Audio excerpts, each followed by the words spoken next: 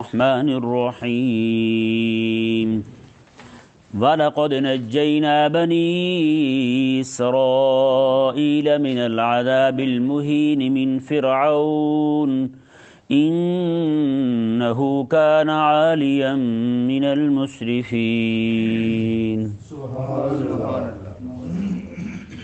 پچھلی آیات مبارکہ میں اللہ تبارک و تعالی نے فرعون کی بربادی اور تباہی کا ذکر فرمایا۔ اس آیہ مبارکہ میں اللہ تبارک و تعالی نے بنی اسرائیل پر ہونے والے انعام کا ذکر فرمایا۔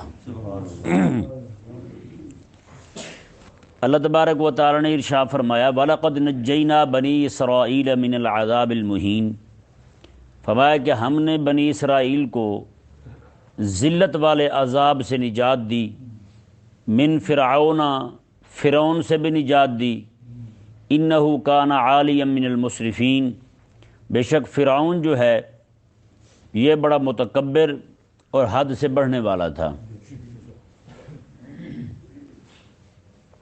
کریمہ کا صلی اللہ تعالی علیہ وآلہ وسلم جب مکہ مکرمہ سے ہجرت کر کے مدینہ منورہ تشریف لائے تو وہاں آقا علیہ السلام نے دیکھا کہ یہودی عاشورہ کا روزہ رکھتے تھے، 10 محرم شریف کا۔ کریمہ کا صلی اللہ تعالی علیہ وآلہ وسلم نے ان سے پوچھا کہ تم روزہ کیوں رکھتے ہو؟ وہ کہنے لگے جی ہم روزہ اس دن اس لیے رکھتے ہیں کہ اس دن اللہ تبارک و تعالی نے حضرت موسیٰ علیہ السلام کو اور آپ کی قوم کو نجات دی اور فرعون کو غرق کر دیا تھا۔ کریمہ علیہ السلام نے کیا الفاظ ارشاد فرمائے؟ آقا علیہ السلام نے فرمایا کہ تم سے زیادہ حق ہمارا ہے موسیٰ علیہ السلام پر۔ آقا علیہ السلام نے پھر صحابہ کرام علیہ مردوان کو روزہ رکھنے کا حکم ارشاد فرمایا۔ اس سے ثابت کیا ہوتا ہے کہ جس دن دشمنوں پر تباہی آئے، رب تبارک و تعالیٰ کی طرف سے عذاب آئے، اس دن رب تبارک و تعالیٰ کا شکر ادا کرنا یہ ہمارے کریمہ کا صلی اللہ علیہ وآلہ وسلم کی سنت کریمہ ہے۔ جی آج ہم بھی اپنے بزرگوں کی یادیں مناتے ہیں، انہیں یاد کرتے ہیں، پوری زندگی ان کی جد و جہد کو چھوڑ کر، پوری زندگی کی باتیں جو ہے نا ان کی چھوڑ کر، جیسے آقا علیہ السلام ہیں، آقا علیہ السلام نے خود حضرت موسیٰ علیہ السلام کے نجات پانے اور ان کی قوم کے نجات پانے اور فرعون کے غرق ہونے کے دن روزہ رکھ کے رب کا شکر ادا کیا ہیں جی۔ جس دن موسیٰ علیہ السلام کو فتح نصیب ہوئی، آقا علیہ السلام نے اسی دن روزہ رکھا۔ اب بتائیں آقا علیہ السلام نے کتنی فتوحات پائی ہیں، امت نے آج تک کتنی فتوحات کو یاد رکھا ہے۔ آج آقا علیہ السلام کی فتح مکہ کا دن منایا جاتا ہے، بتائیں، ویلنٹائن ڈے تو منا لیا۔ آقا علیہ السلام نے مکہ فتح کیسے فرمایا، وہ کیسا وقت تھا وہ یار، ہیں جی، کیسا منظر تھا وہ کہ کریمہ کا صلی اللہ علیہ وآلہ وسلم جو ہیں آپ جب مکہ فتح فرمانے کے لیے تشریف لے جا رہے ہیں تو مکہ سے پیچھے کر کے آقا علیہ السلام نے صحابہ کو فرمایا یہاں جگہ جگہ تم آگ روشن کر دو، آگ جلا دو لکڑیاں جمع کر کے۔ اتنی آگ جلائی گئی کہ 10,000 مقامات پر آگ جلائی گئی، 10,000 مقامات پر صرف اس لیے آگ جلائی گئی تاکہ مکے کے کافر جو ہے نا وہ یہ دیکھ کے حیران ہوں کہ انہوں نے روٹی کھانے کے لیے اتنی آگ جلائی ہوئی، بندے کتنے ہوں گے ان کے ساتھ۔ ہاں جی، فتح مکہ کا دن بس وہ گنے چنے مولوی صاحب ہیں جو جمعے کو تقریر کر دیتے ہیں بس۔ آقا علیہ السلام کی عہد کا دن کون مناتا ہے؟ بدر کا دن کون مناتا ہے یار؟ ابو جہل یہ فرعون مرے، موسیٰ علیہ السلام کی قوم کا فرعون مرے، تو کریمہ علیہ السلام اس دن روزہ رکھیں، شکر ادا کریں رب تبارک و تعالیٰ کا۔ صحابہ کو حضور حکم فرمائیں کہ تم بھی روزہ رکھو، اس دن حضرت موسیٰ علیہ السلام کا دشمن مر گیا تھا۔ تو بتائیں جہاں آقا علیہ السلام کا دشمن مرے، یار آقا علیہ السلام نے 2 نفل پڑھے تھے اسی وہیں کھڑے ہو کر، آج امت کہاں پڑھتی ہے نفل؟ بتائیں بھلا، بدر والے دن کو پڑھتا ہے نفل؟ بدر والے دن کرتا ہے کوئی شکر؟ باقی ساری سنتے یاد ہیں انہیں، حلوہ کھانے کی، میٹھے کھانے کی، 3 انگلیوں سے کھانا کھانے کی، باقی ساری سنتے یاد ہیں، اور یہ یاد کیوں نہیں یار؟ بیان جواز کے لیے تو ایک ہی بار کافی ہوتا ہے۔ آقا علیہ السلام نے نہیں پڑھا نفل، اور آقا علیہ السلام نے خود وہیں کھڑے ہو کے فرمایا تھا میں کہ یہ موسیٰ علیہ السلام کے فرعون سے بھی بدترین جاہل تھا، یہ اس سے بھی زیادہ سخت تھا یہ فرعون۔ حضور نے خود فرمایا یہ اس سے بھی بڑا فرعون تھا، یہ اس سے بھی بڑا متکبر تھا، ذلیل تھا۔ علماء سیرت فرماتے ہیں آقا علیہ السلام نے 20,000 سے زائد مرتبہ تو صرف اس کے دروازے کی کنڈی کھٹکا کے حضور نے دعوت دی اسے اسلام قبول کرنے کی۔ تو بتائیں تو پھر اس کے مرنے پر کیوں نہیں؟ جب وہ آقا علیہ السلام نے خود ایک سنت جاری فرمائی، یعنی آقا علیہ السلام کا خود عمل ہے ذاتی کہ آقا علیہ السلام نے 2 نفل پڑھے ہیں اور حضور نے نعرہ تکبیر بھی لگایا وہیں کھڑے ہو گئے۔ آج یہی وجہ ہے کہ ہمارے بزرگ جتنے بھی ہیں نا، زندگی ساری جو بھی کام کرتے رہیں، جیسے آقا علیہ السلام کے ساتھ خاص کر انہوں نے صرف حضور کا میلاد منانا ہے بس۔ انہیں پتہ نعت خانوں کو بھی پیسے اکٹھے ہو گئے پورے ربیع الاول میں سارے سال کے، نقیبوں کو بھی پیسے اکٹھے ہو گئے پورے سال کے لیے، مولویوں کو بھی پیسے اکٹھے ہو گئے پورے سال کے لیے، اب بیٹھ کے سکون کے ساتھ کھاتے رہیں۔ جیسے وہ کالے کرتے ہیں، صرف 10 محرم میں 10 دن پڑھا اور پورا سال بیٹھ کے کھاتے رہے، ان کا حال بھی وہی ہے۔ آقا علیہ السلام کو صرف میلاد شریف مانا، باقی آقا علیہ السلام کا عہد نہیں مانا تم نے، بدر نہیں مانا تم نے، حنین نہیں مانا، باقی سارا کس نے مانا ہے؟ نہ مانا ہے نہ منایا ہے اسے۔ اور حضور غوث پاک رضی اللہ تعالیٰ عنہ کی زندگی کی جد و جہد جو ہے، آپ خود ارشاد فرماتے ہیں، آپ فرماتے ہیں کہ میں دوران طالب علمی پڑھائی کے دوران فرماتے ہیں کہ ایک مرتبہ ایسا حال ہوا میرا، بھوک کی وجہ سے میں نڈال ہو گیا۔ میں گیا جا کے، میں نے کہا بھی جا کے کوئی کہیں سے سبزیوں کے جو چھلکے ہوتے ہیں نا لوگ اتار کے پھینک دیتے ہیں، وہ ڈھونڈ کے کھا لوں۔ کہتے میں جب وہاں پہنچے تو دیکھا پہلے کچھ طالب علم وہاں بھی پہنچے ہوئے تھے۔ کہتے میں وہاں سے واپس آ گیا کہ مسجد میں جا کے لیٹا تو وہاں ایک بندہ بیٹھا باہر سے آیا، کہیں آگے روٹی کھول کے کھانے لگا، تو کہتے ہیں جیسے وہ لقمہ منہ میں ڈالے نا، بھوک کی وجہ سے میرا بھی منہ کھل جاتا تھا۔ بتائیں حضور غوث پاک رضی اللہ تعالیٰ عنہ کی جد و جہد کو دیکھیں آپ، پھر آپ نے کیا کیا نہیں کیے یار، ہیں 30 سال سے زیادہ عرصہ آپ نے مدرسے میں بیٹھ کے پڑھایا ہے، وہ کسی کو یاد نہیں۔ غوث پاک کی یہ سنت کسی کو نہیں آتی کہ یہ بھی سنت ہے حضور غوث پاک کی۔ 1 لاکھ سے زیادہ عالم آپ نے تیار کیے ہیں، یہ سنت کسی کو یاد نہیں۔ غوث پاک نے اپنے مدرسے میں حرکت الجہاد نام کی تحریک قائم کی تھی، پوری تحریک تھی غوث پاک کی، یہ کسی کو یاد نہیں۔ غوث پاک کی یاد ہے تو صرف 11ویں یاد ہے بس، جس کا تعلق بھی صرف اپنے پیٹ کے ساتھ ہے اور کسی کے ساتھ نہیں ہے۔ یہ ایک المیہ ہے ہمارے لیے بھائی، یہ ایک سوچنے کی بات ہے، ہمیں سوچنا چاہیے، غور کرنا چاہیے۔ ہم نے اپنے بڑوں کی فتوحات کو چھوڑ دیا ہے، اور یہی وجہ ہے کہ ہمیں وہ فتوحات ملنی بند ہو گئی ہیں۔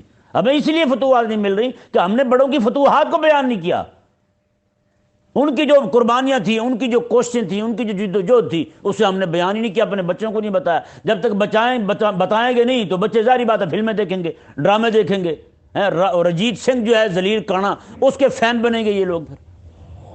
پھر کیا ہونا ہے؟ انہوں نے پھر مسلمانوں پہ ظلم کرنا ہے، انہوں نے انہیں غلط کہنا ہے۔ آج یہی تو وجہ ہے کہ آج ہمیں ایسے لوگ دیکھنے پڑ رہے ہیں۔ رب تبارک و تعالی نے ارشاد فرمایا، جی دیکھیں، وَلَقَدِ اخْتَرْنَاهُمْ عَلَىٰ عِلْمٍ عَلَى الْعَالَمِينَ، فرمایا ہم نے انہیں چن لیا، کنہیں؟ بنی اسرائیل کو، اپنے علم کی بنیاد پر، علی العالمین سارے جہان والوں پر۔ یہ ذہن میں رہے، اس سے مراد اس وقت کی بات ہے جب موسیٰ علیہ السلام تشریف فرما تھے اور آپ کے ماننے والے لوگ موجود تھے، صحیح دل و جان سے ماننے والے تھے۔ اس وقت کے جتنے بھی لوگ تھے سب پر فضیلت دی رب تبارک و تعالیٰ نے موسیٰ علیہ السلام کے ماننے والوں کو۔ یہ نہیں کہ آقا علیہ السلام کی امت سے بھی افضل ہو گئے بنی اسرائیل، ایسی بات بالکل نہیں ہے۔ آقا علیہ السلام کی جو امت ہے وہ پوری کائنات کی امتوں سے بہتر ہے۔ ہاں، حضور کی امت جیسی امت کوئی نہیں آئی۔ رب تبارک و تعالیٰ نے ارشاد فرمایا، وَآتَيْنَاهُم مِّنَ الْآيَاتِ مَا فِيهِ بَلَاءٌ مُّبِينٌ، میں ہم نے انہیں وہ آیات عطا فرمائیں جن میں کھلم کھلا انعام تھا۔ إِنَّ هَٰؤُلَاءِ لَيَقُولُونَ، اور یہ مکے کے کافر جو ہیں کیا کہتے ہیں؟ یہ ضرور کہتے ہیں کہ ان ہی الا موتتنا الاولی وما نحن بمنشرین، وہ کہتے تھے کہ ہمیں تو بس ایک ہی موت آئے گی، پہلی موت یہ دنیا میں آ گئی، بس وہی ہے، وما نحن بمنشرین، اس کے بعد ہم نہیں اٹھائے جائیں گے، اس کے بعد ہمیں نہیں اٹھایا جائے گا۔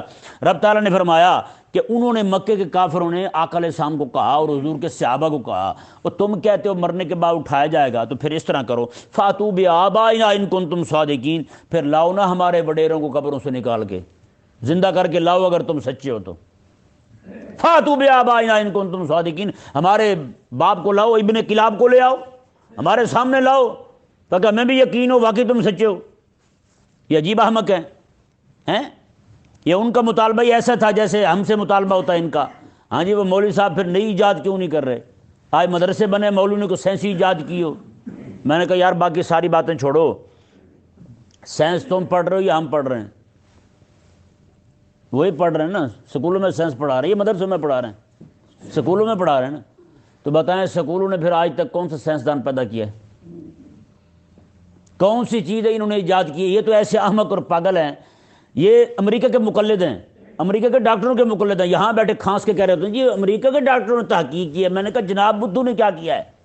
آپ نے کیا کیا ہے؟ آپ کی تو کوئی دوائی یہاں نہیں ملتی، جتنی دوائیاں آتی ہیں وہاں سے فارمولے آتے ہیں۔ آپ کی اپنی کوئی تحقیق ہو تو وہ بتاؤ، اپنی ریسرچ ہو ذاتی تو وہ بتاؤ۔ ایسے بے وقوف مقلد ہیں، اندھے مقلد ہیں، یہ یہاں بیٹھ کے کہہ رہے ہوتے ہیں جی وہ انڈے کی زردی نہ کھایا کرو، اس سے کولیسٹرول بڑھتا ہے۔ اچھا بھی سب کو منع کر دیجیے، صرف چٹی چٹی کھایا کرو، سفید والی وہ کھایا کرو، زردی نہ کھایا کرو۔ اچھا جی سب مزیدار بھی وہی ہوتی ہے بھائی، مزے اپنی طبیعت کی بات ہے، تو منع کر دی انہوں نے سب لوگوں کو۔ اچھا اب پھر کہنا شروع کر دیا، ایک ڈاکٹر نے کہنے لگا جی باقی بھی سارے کہہ رہے ہیں وہ جی زردی کھایا کرو۔ کیوں بھائی؟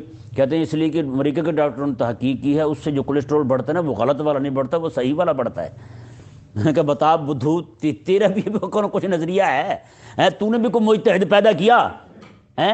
یہ اعتراض سارا ہم پہ ہی ہے۔ مولوی نے کیا کیا بھائی؟ دوائی کون سی دینا جی؟ جرمن کی دینا۔ میں نے کہا پاکستان کی کیوں نہیں؟ کہتی پاکستان کے ڈاکٹر صحیح نہیں بناتے۔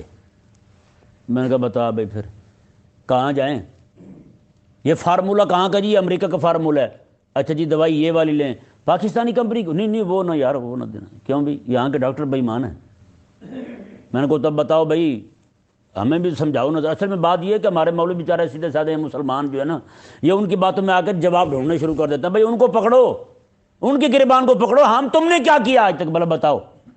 کہتے مدرسوں نے کیا کیا؟ میں نے کہا یار بتا پورے پاکستان میں کوئی مسجد خالی ہو جہاں امام نہ ہو؟ بتائیں بھائی، بندے بیٹھے ہوں انتظار کر رہے ہوں امام نہ ہو، کوئی ہے مسجد ایسی؟ گاؤں دیہاتوں میں یہ بندے کہاں سے پہنچے؟ یہ مدارس سے پہنچے۔ کہتے مدرسوں نے کیا دیا؟ میں نے کہا مدرسے مولوی احمد رضا دیا ہے، مدرسے نے مولوی فضل حق خیر آبادی دیا ہے۔ مولوی فضل حق خیر آبادی وہ بندہ ہے جس کے ایک فتوے نے ایک ہی لمحے میں آنن فانن 70,000 بندہ کھڑا کر دیا تھا مسجد دہلی میں۔ فتویٰ پڑھا گیا ادھر، مولوی فضل حق خیر آبادی رحمۃ اللہ نے فتویٰ پڑھا، میں کہ انگریز کے خلاف جہاد واجب ہو گیا، فرض ہو گیا ہے۔ 70,000 بندہ کھڑا ہو گیا، انہوں نے کہا ہم بھی تیار ہیں جہاد کرنے کے لیے۔ یار سامنے انگریز کھڑے ہوئے تھے، یار سامنے انگریز کھڑے ہوئے تھے۔ آج تک انگریزوں نے اپنی تاریخ میں یہ بات لکھ رکھی ہے، انہوں نے کہا سب سے پہلا بندہ جس نے ہمارے خلاف ٹکر لی تھی مولوی فضل حق خیر آبادی تھا۔ بتائیں بھائی، اور تم تو وہ جو اپنی ہر چیز چھوڑ کے بھاگے ہو، تمہاری تو تاریخ سب کو معلوم ہے، آج تک تم نے کیا ہی کیا ہے؟ تم تو سرحدوں پہ کھڑے اس لیے ہو کہ اپنوں کو مارنے کے لیے، آج تک کافر تو تم سے زخمی نہیں ہوا کوئی، اپنوں کو بھاگ بھاگ کے مارتے ہو، اوپر چڑھ پڑتے ہو، مسجدوں پر چڑھ گئے، کبھی کہیں چڑھ گئے، کبھی کہیں چڑھ گئے۔ یہ تم ذلیلوں کی سوچ ہے، یہ تمہاری فیکٹریوں کے تیار کردہ پوزے ہیں جنہیں سمجھ نہیں آ رہی ہم نے مارنا کسے ہے۔ نعوذ باللہ من ذالک۔ بہرحال یہ مقلد ہیں قبلہ، یہ انگریزوں کے مقلد ہیں، ایک بھی ان کی اپنی تحقیق نہیں ہے۔ ہمیں بیٹھ کے کہیں گے مولوی نے جہاز کیوں نہیں تیار کیا؟ میں نے کہا تو نے جو راکٹ لانچر تیار کیے وہ دکھا ذرا، تو نے کیا دیا امت کو؟ اور اگر بندہ لے بھی لے کسی سے ادھارے، مانگ کے لے بھی لے، چلو خیرات میں مل بھی جائیں اگر پرانے اوزار کسی کو، لیکن غیرت نہ ہو تو چلے گا کیسے؟ غیرت ہوگی تو چلے گا نا بھائی۔ اللہ تبارک و تعالی نے ارشاد فرمایا جی دیکھیں انہوں نے یہی کہا کہ وہ جی لا کے دکھائیں نا پھر ہمارے وڈیروں کو، لا کے دکھاتے نہیں ہیں۔ آپ جو کہتے ہیں کہ اسلام سچا ہے مرنے کے بعد اٹھنا، تو پھر کر کے دکھائیں تو صحیح۔ رب تبارک و تعالی نے ارشاد فرمایا اہم خیر ام قوم تبع والذین من قبلہم اہلکناہم انہم کانوا مجرمین۔ میں یہ بہتر ہیں یا تبع کی قوم بہتر ہے؟ یہ ذہن میں رہے، یہ تبع جو تھے یہ یمن کے بادشاہ تھے، اور انہوں نے پرانی کتابوں میں پڑھا امام الانبیاء علیہ السلام کی آمد کے حوالے سے، حضور کی آمد کی، حضور آئیں گے، تو یہ یمن سے پورے علاقے کے لوگ جو تھے نا نیک لوگ، انہیں جمع کر کے مدینے آئے۔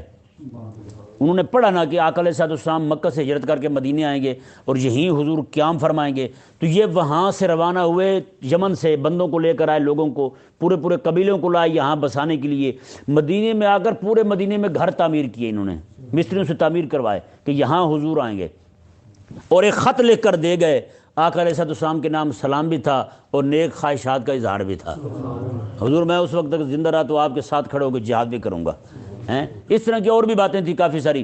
بہرحال آقا علیہ السلام جب تشریف لائے، حضرت ابو ایوب انصاری رضی اللہ تعالیٰ عنہ کے گھر کے باہر جب آقا علیہ السلام کی اونٹنی رکی نا جی، تو آقا علیہ السلام اندر تشریف لے گئے، تو حضرت ابو یعلا رضی اللہ تعالیٰ عنہ کو حضرت ابو ایوب انصاری رضی اللہ تعالیٰ نے وہ خط دیا۔ کئی سو سال سے وہ خط نسل در نسل چلتا ہوا آ رہا تھا۔ حضرت ابو ایوب انصاری کے پاس تھا وہ خط، حضرت ابو ایوب انصاری رضی اللہ تعالیٰ عنہ نے وہ خط حضرت ابو یعلا کو دیا، حضرت ابو یعلا نے آقا علیہ السلام کی بارگاہ میں پیش کیا، اور آقا علیہ السلام نے فرمایا تھا کہ طبہ کو گالی نہ دیا کرو کیونکہ اللہ تبارک و تعالیٰ نے اسے اسلام کی توفیق بخشی تھی۔ ہاں جی بتائیں، حضور بعد میں آ رہے ہیں، وہ بندہ پہلے مسلمان ہو چکا ہے، ہیں؟ آقا علیہ السلام کے ساتھ اتنی نیک جذبات اور خواہشات کا اظہار کیا کہ رب تبارک و تعالیٰ نے اسے مسلمانوں کی صف میں شامل فرما لیا، ہیں جی وہ خط۔ اچھا اب بتائیں، آقا علیہ السلام حضرت ابو ایوب انصاری کے گھر آئے ہیں یا ابو ایوب انصاری حضور کے گھر میں رہ رہے تھے؟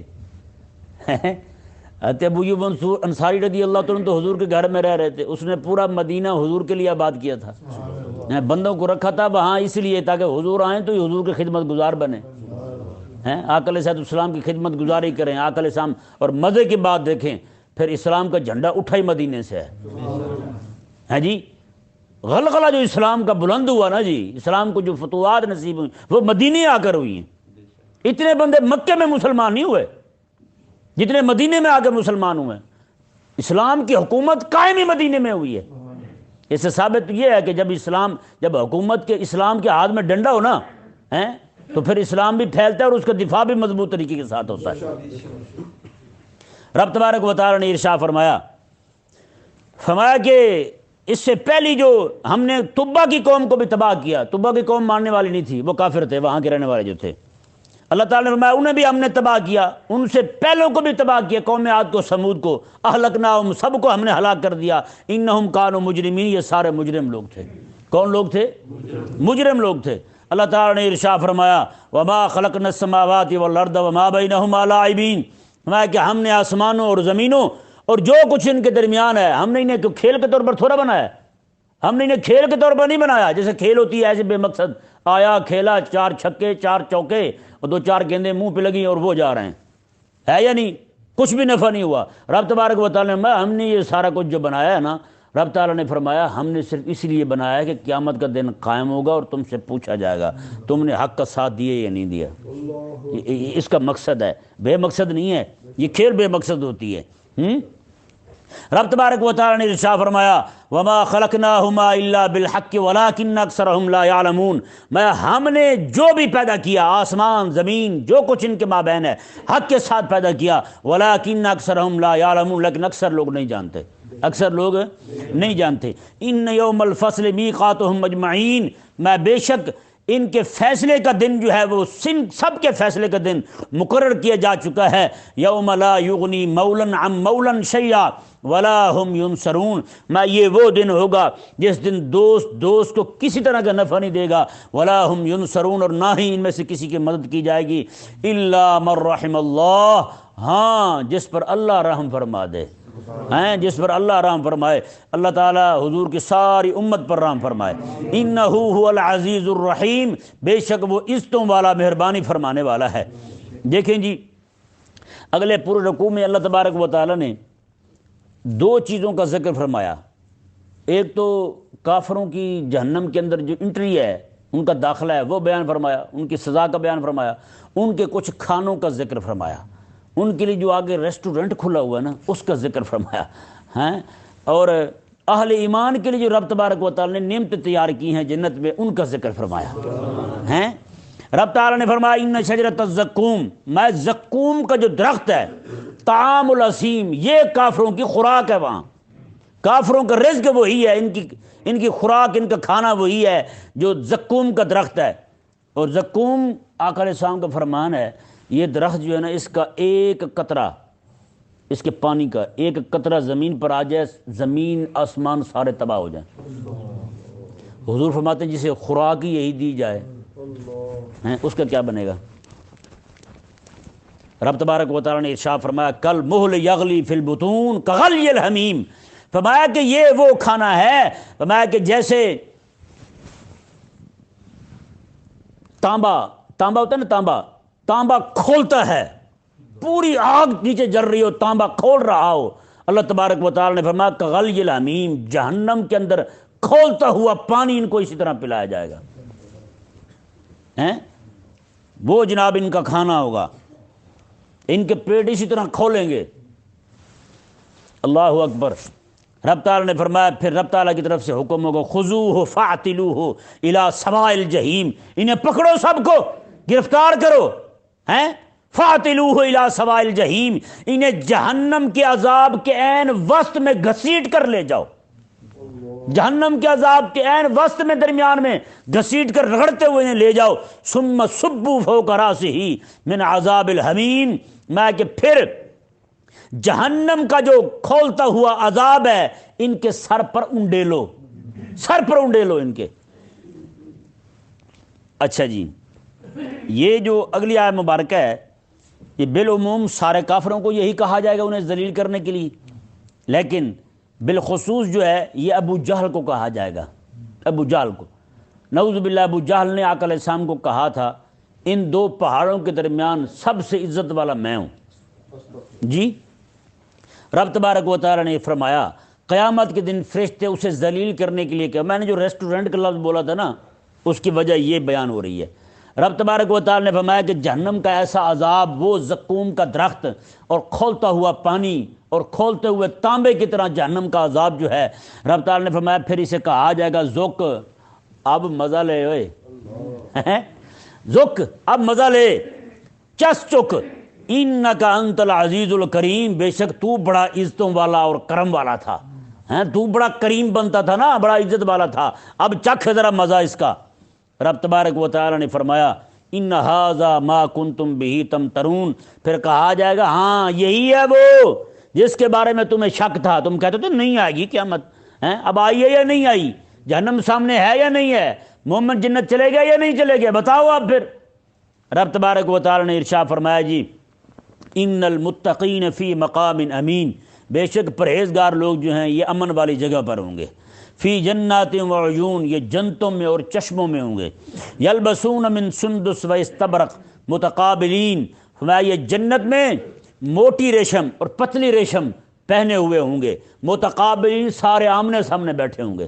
یہ ذہن میرے جنتی جو ہیں ایک دوسرے کو پیٹھ نہیں کریں گے وہاں، اور پیٹھ ہوگی بھی نہیں دوسرے کی طرف، پیٹھ کرنا جو ہوتا ہے نا بعض اوقات یہ بھی بندے کو اچھا نہیں لگتا، کہتے یہ بڑا بے ایمان ہے یہ پیٹھ کر کے چلا گیا ہے یا نہیں۔ جنت میں ایسی کوئی بات ہوگی ہی نہیں جس سے لوگوں کے دل میں کچھ ایسی بات پیدا ہو۔ جنتی جو ہیں ویسے تختوں پر بیٹھے ہوں، کسی کو ملنے بھی جائیں گے، تخت اس طرح ہوا میں اٹھتے جائیں گے، اس تخت کا جو کنیکشن ہوگا اس کے دل کے ساتھ ہوگا، جو دل میں آئے گا تخت ادھر ہی جائے گا۔ ہاں پیلٹ یہ نہیں کہ بیٹھ کے جناب وہ دل پشوری کرنے لگے تو جہاز کہیں کھمبے کو جا لگے، ایسی بات بالکل نہیں ہوگی۔ کیس پکڑے گئے نا ان کے، کہتے ہیں جی وہ چلا لیتا ہے، میں نے کہا جی وہ وہاں موت کے منہ میں پہنچ کے کیسی بدتمیزیاں کر لیتا ہے یہ بھی تو بتاؤ ذرا۔ رب تبارک و تعالی نے ارشاد فرمایا جی دیکھیں، اچھا وہاں سے جب تخت بیٹھ کے اس طرح اکٹھے ہوں گے نا جنتی آپس میں ملیں گے، جب ملاقات ہو جائے گی تخت اسی طرح واپس جائے گا، دور دراز تک ایک دوسرے کو دیکھتے رہیں گے، جنتی ایک دوسرے کو پیٹھ نہیں کریں گے۔ رب تعالی نے وہی فرمایا متقابلین، وہ آمنے سامنے ہی رہیں گے، ہمیشہ آمنے سامنے ہی رہیں گے۔ رب تبارک و تعالی نے فرمایا کذالک، رب نے فرمایا کوئی یہ نہ سوچے کہ ایسا کیسے ہوگا، کذالک رب نے فرمایا یہ ہماری قدرت سے ایسا ہی ہوگا، ہیں وزوجناہم بحور عین، ہم کالی آنکھوں والی اور موٹی آنکھوں والی حور عین کے ساتھ ہم ان کا نکاح کر دیں گے، جنتیوں کا، ہیں جنتیوں کا نکاح کریں گے ہم، یدعون فیہا بکل فاکہۃ آمنین، بغیر کسی ڈر خوف کے، ہیں جی ہر طرح کے میوے جنتی وہاں اپنے خادموں کو اور نوکروں کو بلا بلا کے منگوا کے کھا رہے ہوں گے، انہیں کوئی خوف نہیں ہوگا کوئی ہم سے چھین لے گا، خوف نہیں ہوگا یہ ختم ہو جائیں گے، خوف نہیں ہوگا کہ کہیں یہ نہ ہو آگے ہو گئی نا، نہ نہ نہ، کسی طرح کا کوئی خوف نہیں ہوگا۔ رب تبارک و تعالی نے ارشاد فرمایا لا یذوقون فیہا الموت الا الموتۃ الاولی، میں وہ موت نہیں چکھیں گے سوائے اس موت کو جو پہلی آ چکی ہے، پہلی موت جو دنیا میں انہیں آ چکی ہے بس وہ آ چکی، اب جنت میں رہیں گے، دائمی طور پر زندہ رہیں گے۔ رب تبارک و تعالی نے فرمایا وَوَقَاهُمْ عَذَابَ الْجَحِيمِ، آج خالق اور مالک نے انہیں جہنم کے عذاب سے بچا لیا ہے، فضلا من ربک، میں حبیب پیارے یہ تیرے رب کا فضل ہے ان پر، ہیں تیرے رب کا فضل ہے، ذالک هو الفوز العظیم، یہی بہت بڑی کامیابی ہے، فَإِنَّمَا يَسَّرْنَاهُ بِلِسَانِكَ لَعَلَّهُمْ يَتَذَكَّرُونَ، میں بے شک حبیب پیارے ہم نے اس قرآن کو آپ کی زبان پر آسان کر دیا ہے، لعلہم یتذکرون، تاکہ یہ لوگ سمجھ جائیں اسے، تاکہ یہ لوگ نصیحت حاصل کریں اس سے، فرتقب انہم مرتقبون، اللہ اکبر۔ مکے کے کافر جو ہے نا وہ اس انتظار میں تھے کہ حضور وفات پائیں، حضور کا وصال شریف ہو جائے تو ان کے دین کا نام ہی ختم ہو جائے، نعوذ باللہ من ذالک۔ رب تعالیٰ نے پتہ کیا ارشاد فرمایا، حبیب فرتقب، یہ انتظار میں ہے نا آپ کے، اب آپ بھی انتظار کریں ان پر ہمارے عذاب آنے کا، رحمت للعالمین۔ اور حکم کیا دے رہے رب؟ جس رب نے حضور کو رحمت للعالمین بنایا نا وہی رب فرما رہا ہے۔ آج کسی کے بارے میں بندہ انتظار کرے، یار ادھر تو اس پر گاڑی چڑھ جائے، یہ مر جائے، یہ قتل ہو جائے، تو بتائیں یہ بات درست ہے؟ لیکن قربان جائیں، رب کیا فرما رہا ہے اپنے حبیب کے بارے میں؟ میں حبیب فرتقب، یہ آپ کے انتظار میں ہے کہ آپ وفات پائیں تو آپ کے دین کا نام مٹ جائے۔ میں فرتقب حبیب، آپ بھی انتظار کریں کہ رب تبارک و تعالیٰ کا عذاب ان پر آئے گا۔ فَإِنَّهُمْ مُرْتَقِبُونَ، کہ یہ بھی انتظار کر رہے ہیں بیٹھے ہوئے۔ اللہ تبارک و تعالیٰ ہم سب کو سمجھنے کی توفیق عطا فرمائے۔